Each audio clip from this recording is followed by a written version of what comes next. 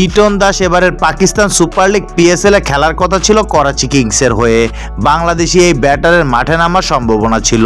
প্রথম ম্যাচে তার দল করাচি কিংস মাঠে নামবে মুলতান সুলতানের বিপক্ষে। তবে লিটনকে অভিষেকের আগেই দেশে ফিরে আসতে হচ্ছে, কারণ তার আঙুলে চোট পেয়েছে তিনি, যার ফলে এবারের পিএসএল যাত্রা শেষ হয়ে গেছে তার, সেটাও আবার অভিষেকের আগেই। ম্যাচের আগে গতকাল অনুশীলনে নেমেছিল লিটন। সেই সময় তিনি তার আঙুলে চোট পান, সেটাও এক আঙুলে নয়, একাধিক আঙুলে। আঙুলগুলোতে হেয়ারলাইন ফ্র্যাকচার ধরা পড়েছে। এ থেকে সেরে উঠতে তার অন্তত 2 সপ্তাহের মতো সময় প্রয়োজন। মূলত এই কারণে তার পিএসএল শেষ হয়ে গেছে। লিটন ইতিমধ্যে করাচির ক্যাম্প ছেড়ে গেছে। দেশে ফেরার বিমানেও চেপে বসবেন শীঘ্রই। বিষয়টি তিনি নিজেই সংবাদ মাধ্যমকে নিশ্চিত করেছেন।